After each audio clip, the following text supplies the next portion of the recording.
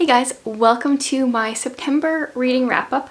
I read quite a few books in September, DNF'd a couple. They were just kind of like all over the place, and I was lazy this time and didn't separate this into star ratings, so I'm just gonna go over it in the order that I put them in my reading journal. So I've been using the reading journal that I created a few months ago, and I'm really liking the physical format of writing things down.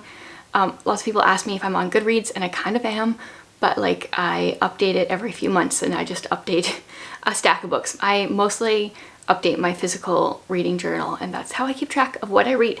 So we will just go in the order that I wrote them in here.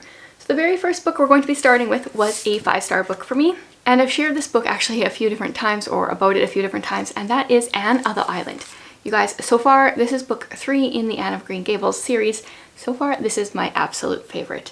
In this one, Anne is at university in, I forget where it is, in Nova Scotia, and I really liked kind of the glimpses of her being a student, the home that she set up with some friends. This is when Gilbert wants more from the relationship than Anne does, and I'm normally not like a diehard romantic where I want the couple to end up together, but I'm just like, please, like, let this happen already by the end of this book. Yeah, so I thoroughly enjoyed it. Still loving this Tundra edition. I just love the covers. It makes me want to read them even more. In this particular book, Anne gets a number of marriage proposals, and it's actually pretty funny, and it's funny how they're not quite the marriage proposals she had imagined for herself, and yeah, I don't know, it had me cracking up. I like tagged a number of different places, and it is my goal to like go through this entire series in this edition and annotate the books a little bit. Mostly I'm just doggy earing it, highlighting it. Sometimes I write little comments in the margins, and I think these would be fun to pass on to my kids. So this was the first book that I had for the month. Okay, there was a book that I read back in August that I forgot to share in my August wrap-up, so I wrote myself a note to make sure I talked about it here because I rated it 5 stars, and that is Gospel Fluency by Jeff Vanderstelt. So this is a Christian living nonfiction book, and I shared about it in one of the reading vlogs I did in August. And I just like briefly mentioned it. So much of the time I was reading the book, I felt so, what's the right word? It felt like overwhelming, like I was falling short of the mark, but that's kind of the point. And it's really just about how you can like talk about the gospel through your life and just give Christ glory in all situations, but like verbalize that as well. I'm doing a terrible job of it. Obviously something I need to reread. It's something I would like to get the physical book for and reread for sure. Okay, and then the next book that I read in September, or going back into September, is Gay Girl, Good God by Jackie Hill Perry. I had heard really good things about this book. I actually listened to it on audio through my library's Hoopla app, and it is the story of Jackie Hill Perry. She used to live a lesbian lifestyle and is now following Christ and married and has kids with this man, with her husband. And okay, so I ended up giving the book 4.5 stars, and I took the half off just because it took me so long to get into it. Funnily enough, Holly also read this book in September, and I share a lot of the same thoughts as her. She talked about how like Jackie Hill Perry is a poet, and it made the book a little harder to read because it was so poetic. In some ways it reminded me a little bit of like how Anne Voskamp writes, and then because I was listening to the audiobook and Jackie Hill Perry actually narrates the audiobook, which is great. I love it when authors narrate their own audiobooks, but like her voice just had this cadence that followed the poetry, and it made it harder for me to get into. But like the second half I really enjoyed. It took me a bit to get into it. Then a book that I started on September 1st and I actually didn't finish until October 2nd. And so for that reason I gave it 3 stars, but it was a reread and I feel like I gave it more stars the first time I read it through. That is The Beekeepers Apprentice. So this is, we take Sherlock Holmes, we put him in 1915, and then really our main character is Mary Russell, who ends up being his apprentice. I read this years ago and remember loving it, and so I wanted to buy the book so I could reread it and continue the series. And I don't know, I honestly can't tell you why this took me an entire month to read. Every other book was just more interesting to me at the moment. Maybe it was because it was a reread, and I don't reread a ton of fiction. I don't know, it took me a long time, and there's a lot I liked about it. So there's pretty much like two main mysteries we end up following Mary Russell and Sherlock Holmes on in here, and I enjoyed the stories. So yeah, I don't know, I feel very conflicted about this book because I know I liked it a lot the first time, and I don't know why it took me so long to read it this time. But I plan on continuing the series, and then hopefully I will like the series more as I go, or I don't know, hopefully whatever was going on with me in this read through just stops and I like the rest of the series. Then I listened to The Screaming Staircase. This is book number 1 in Lockwood & Co. And this is a YA fantasy series where in London, I think it's England in general, but specifically London, they've had like a large outbreak of ghosts, and younger people can see the ghosts. I think by the time you're like 20, people can't see ghosts anymore. So they have younger people that are, what are they called? They fight off the ghosts, they get rid of them and whatever. This was a book that was highly recommended by a few subscribers, and I really enjoyed it. I ended up giving this one 3.5 stars. It was a fun read. I do not know if I'm going to continue the series, but I enjoyed it. It was fun. I feel like I've talked about a lot of these books in videos that I made in September, but there was just a lot of books to talk about. The next one I read was Legion. This one I really enjoyed. So this is a Sanderson book where our main character is Stephen Leeds, and this is actually 3 short stories, 3, I don't know, pretty much for Sanderson they're short stories. He is Stephen Leeds, and he is really brilliant, but he seems to struggle with the idea that he's brilliant. So what he does, instead of, you know, just agreeing that he's brilliant, he's created these different parts of his personality into different people. He calls them different aspects. They're like people with ethnicities and names and jobs and personalities, but they all have like specific knowledge bases. So he's got the guy that like does the security, he's got the person that has like knows the languages, and then he's got someone that's really good at history. And then also like Stephen Leeds he uses his brilliance to solve mysteries, and I would love Sanderson to make this into like a mystery series where we don't maybe focus quite so much on Stephen Leeds as we do in here, but we use him and his aspects to solve mysteries. Yeah, I really enjoyed this. What did I give it? I give it 5 stars. And like by the end, I was totally choking up, which is so weird. It wasn't that kind of book, but I was committed. I was attached to Stephen Leeds and his aspects.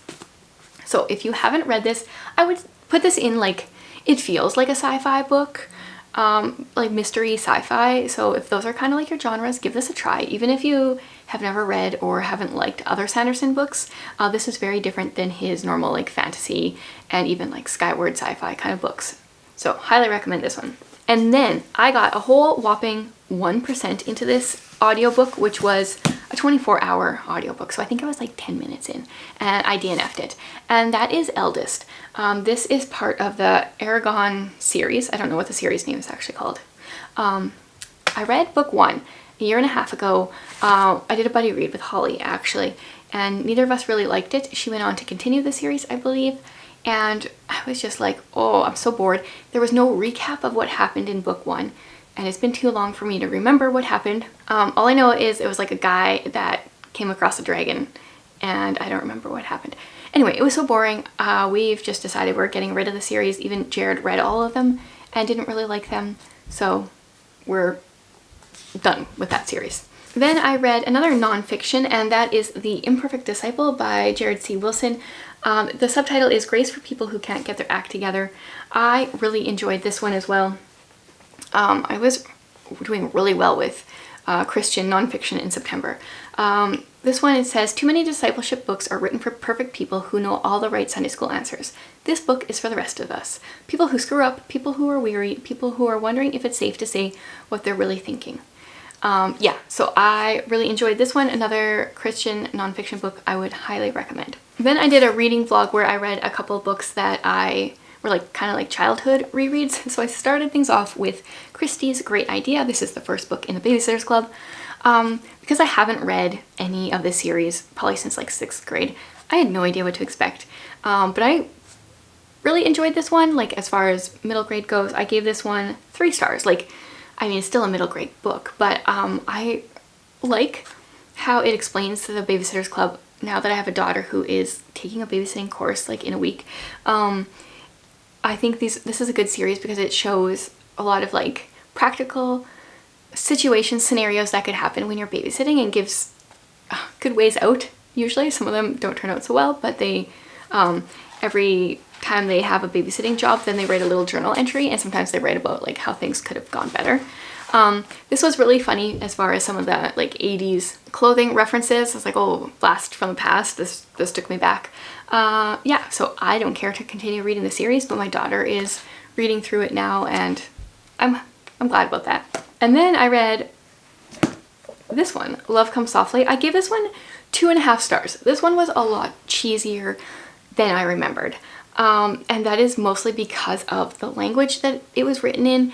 It's like very, well, they're supposed to be, I feel like this is supposed to be kind of taking place where like Little House on the Prairie took place, like northern, kind of maybe a little bit more western US. I don't even know if it ever says. Oh yeah, they're traveling west. But the language is written in is very like southern sounding, and it just messed with my brain. But this is a pretty much a historical fiction like romance book that I read back high school, I think, and it's about a young woman who we start out, her husband has just died while they're traveling west. She has no money to go back home. This man whose wife has recently died and has a little kid offers to marry her so that she can look after his kid, and then he can, in the spring I think, then she can go back to her family and take the little kid along. There's a lot I enjoyed about the book, but it was a lot more cringy than I remember, or even than I was expecting. Like out of these two, I was expecting this one to be more painful because I read it when I was younger, but this one was definitely more painful for me to read. I was surprised though, like how much of this I remembered. Every like scene, it was like, oh yeah, I remember reading about this. So this one definitely stuck with me over the years, except the language vocabulary used.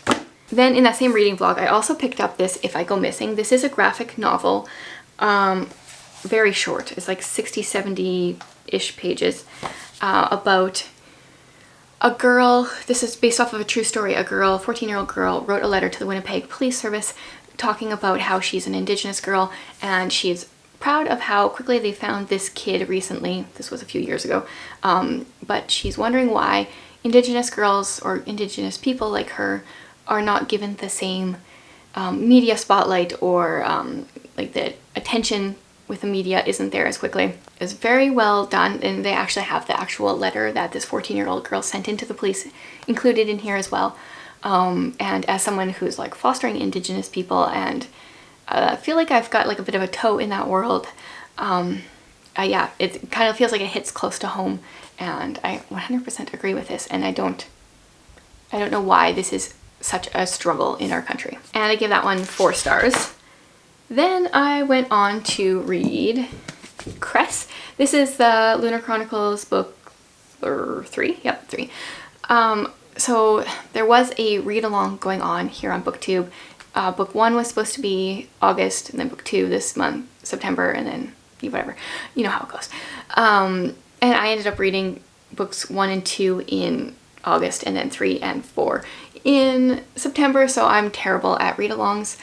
So this follows Cress, who is Rapunzel, so they're fairy tale sci-fi retellings.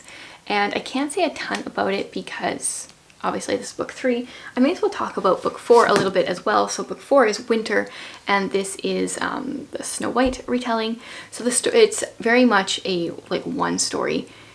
They're not individual stories, you can't pick them up out of order. So it starts with Cinder, which is Cinderella, then Scarlet, who is Little Red Riding Hood, Cress, and then Winter. And they live in a world where the lunar queen is pretty much trying to take over the world, and they are fighting to stop it. And that's pretty much all I'll say. So I gave Cress, what did I give that? I think that's a 4-star that I have colored in there. And then Winter was a 3-star. This one I would have liked more if we followed Winter more, but we actually followed a bunch of other characters more than I liked. Some of the ones that I wasn't as big of a fan of. And there was tons of battle scenes that just kind of lasted forever. So yeah, I still really enjoy the series though. It's a YA sci-fi series that I find a lot of fun. Okay, next up we've got Relative Silence by Carrie Stewart Parks. I think this has been bumped. It is bumped Fragments of Fear, and I think is now my favorite Carrie Stewart Parks. So we follow this family, and I love like all their names are, the kids' names are named after birds because their mom is like big into birding of some sort. So our main character is, her name is Sandpiper. She has a sister Raven, a sister Sparrow, and a brother Tern. I would never want to do that to my kids, but I think it's funny when people do. Okay, so that nice big bang was a child falling off the couch upstairs, which sounds so much worse down here than it really is, but whatever.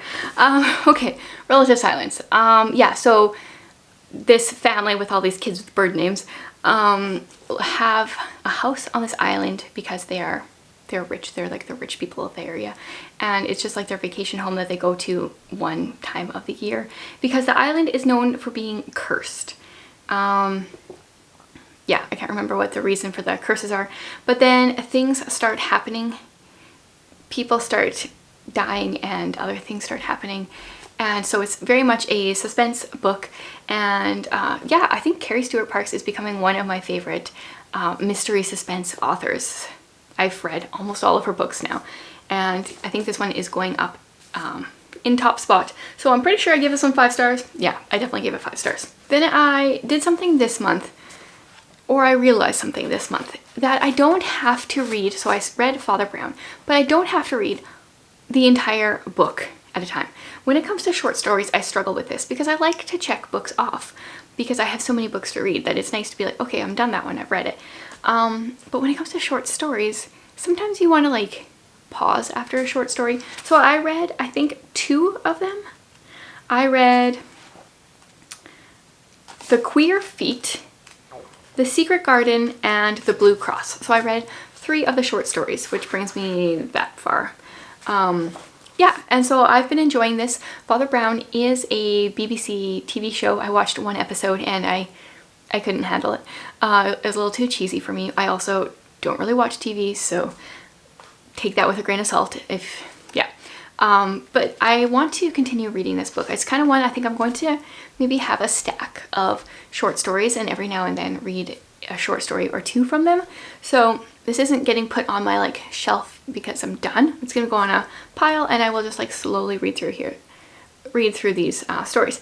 And yeah, so I didn't actually give these star ratings because every story is different. I will say the first one, The Blue Cross, I was so confused as to what was going on, but you know, sometimes you just have to trust authors and like trust that it will work out in the end, and it totally did. And I was like, oh, that's cool. I liked how it was.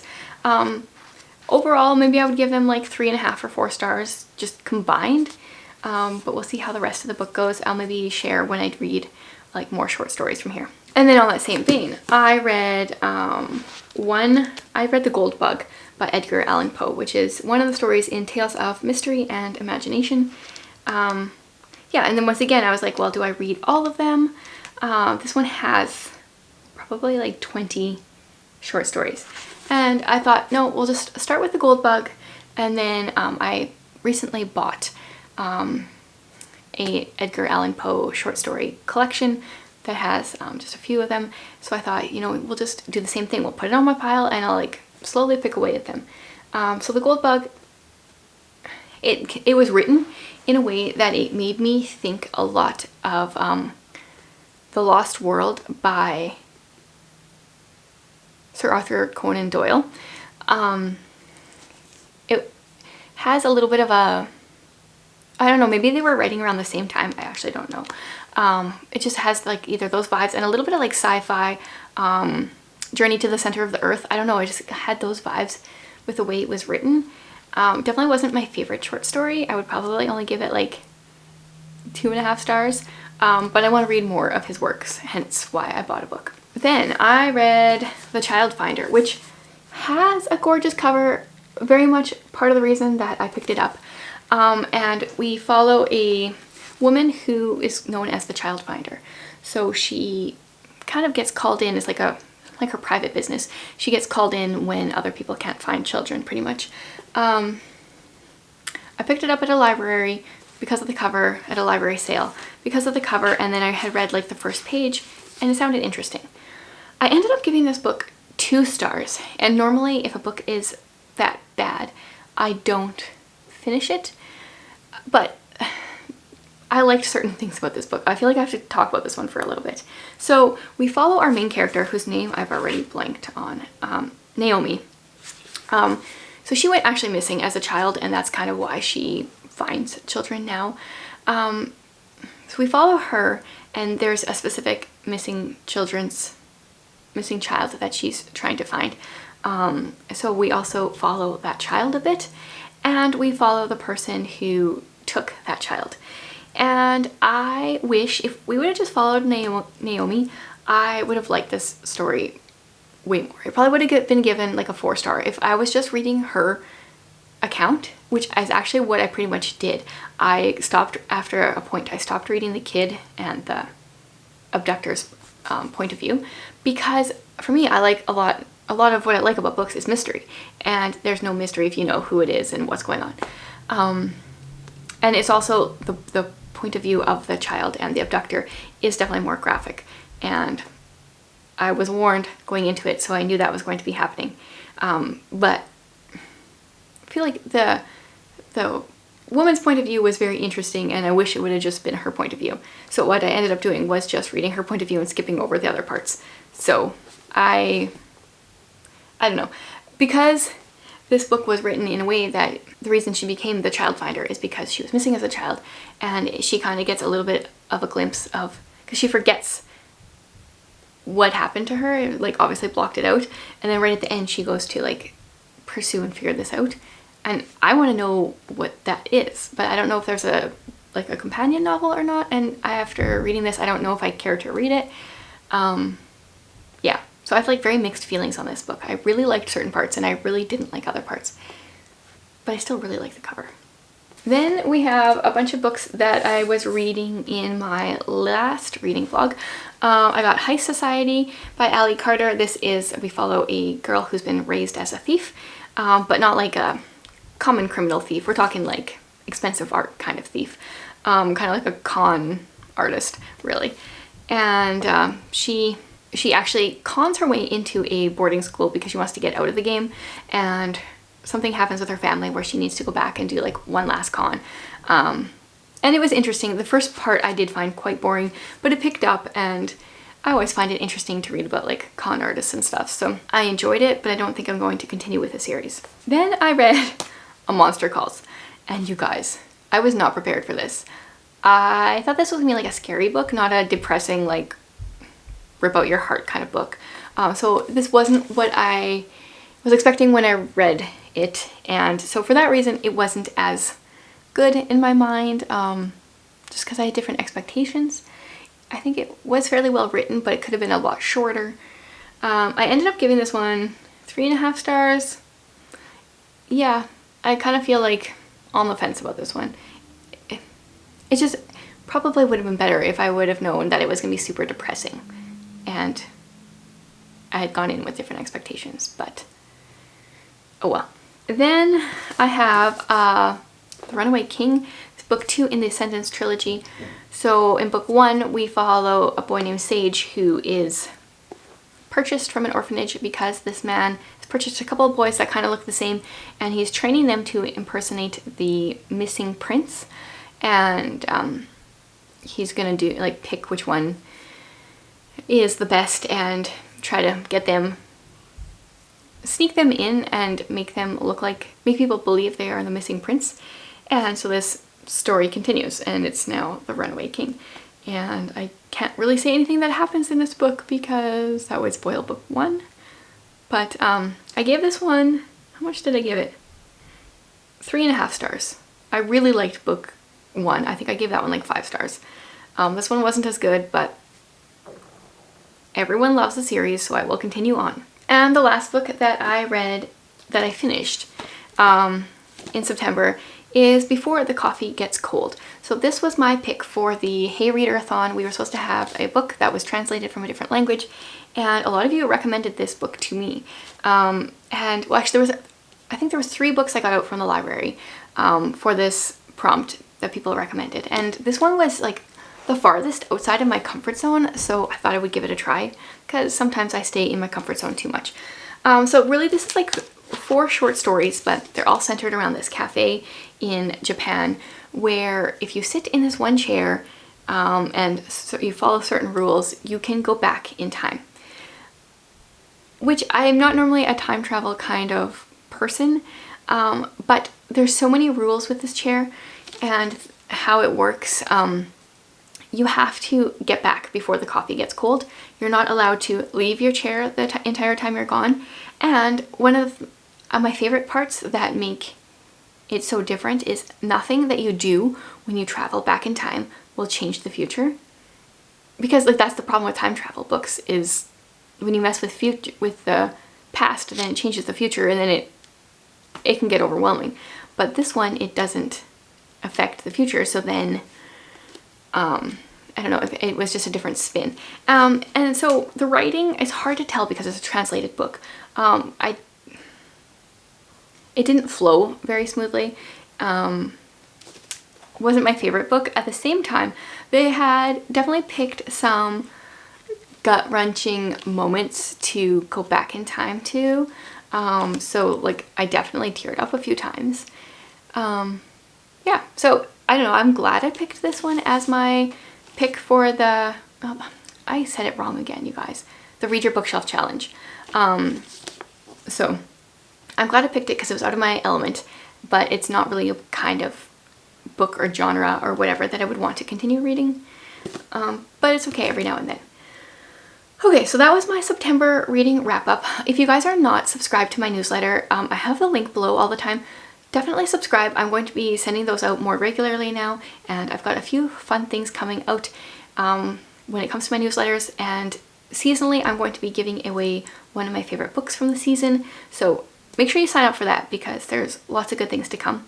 And now I would love to hear what was like one of your favorite books from the month of September. Thanks for watching, guys.